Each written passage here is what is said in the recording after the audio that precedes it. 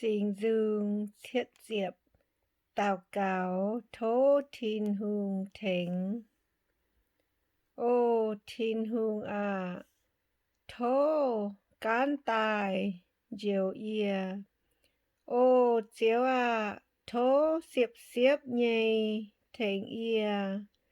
Thố bùn ỏi gió ia nhây mèng úa tế miền. Dụ nhái dụ lùn. Thố bùn tông ẩn hay ia dụ khâu úa tế. Dụ thùy duẩn gạ há yà dụ bài miên.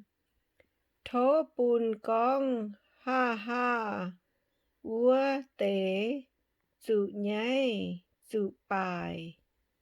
Thố bùn yết dung tài lò mê úa tế dên yêu on lò.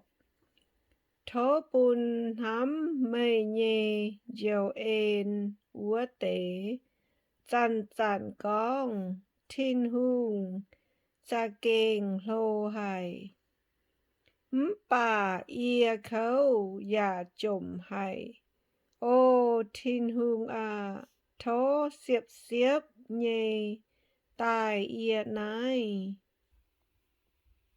Mê xê tông tengx ia diều ia úa tào.